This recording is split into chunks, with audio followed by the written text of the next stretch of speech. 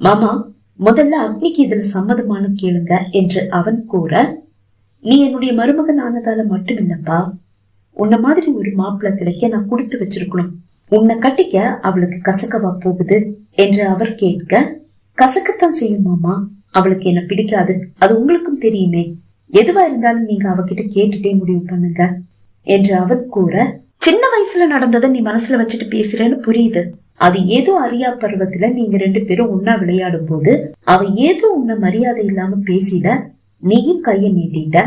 அந்த கோபத்துல அவ இன்னைக்கு வரைக்கும் உன்கிட்ட பேசுறது இல்லதான். அதுக்காக உன்னை பிடிக்கலன்னு சொல்லிட முடியுமா என்ன?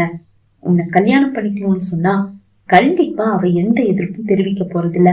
உன்னை விட நல்ல ஒரு மாப்பிள்ளைய நான் எங்க போய் தேடி கொண்டு வர முடியும் சொல்லு? நீ சொக்க தங்கமாச்சே.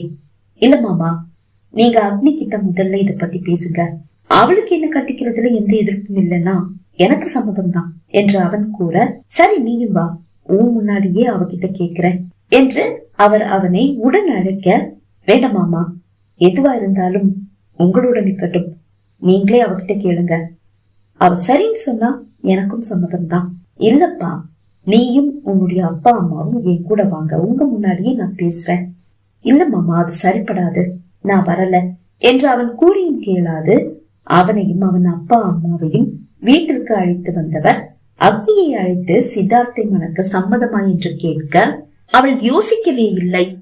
இந்த ரவுடியை எவ கட்டிப்பா?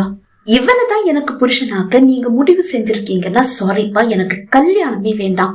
நான் கடைசி வரைக்கும் உங்க மகளாவே உங்க கூடவே இருந்துட்டு போறேன் என்று அவள் கூற, கோபமாக துள்ளி எழுந்தவன் பலார் என்று அவள் கன்னம் பழுக்க ஒரு அறை விட்டான். அன்னைக்கும் இதே மாதிரி மரியாதை இல்லாம நீ என்ன பேசினதாலதான் உன்னை அரைஞ்சேன்.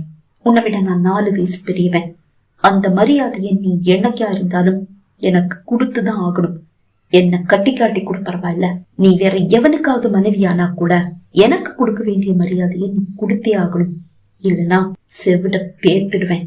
கோபமாக கூறியவன் அப்படியே வெளியேறிவிட்டான். அதன் பிறகு இந்த வீட்டு வாசலை அவன் மறந்து கூட மிதித்ததில்லை. வேறு வழியின்றிதான் வெளியூரில் மாப்பிள்ளை பார்த்து திருமணத்தை முடிவு செய்து விட்டார் கங்கை கொண்டான். திருமண ஏற்பாடுகள் படு கம்பீரமாக நடந்தேறும் போது சித்தார்த் தன் வீட்டில் தன் அறையில் முடங்கி கிடக்கிறான். அக்னியின் திருமணத்திற்கு செல்ல அவனுக்கு மனமில்லை. நாளை, அதாவது அக்னியின் திருமணத்தன்று இரவு அவன் ஜெர்மனி செல்கிறான். ஜெர்மனி செல்ல வேண்டும் என்பதாலேயே அக்னியின் திருமணத்தை தவிர்க்க வெளியூர் செல்லவும் வழி இல்லை. வெளியில் தலை காட்டவும் முடியாத நிலை.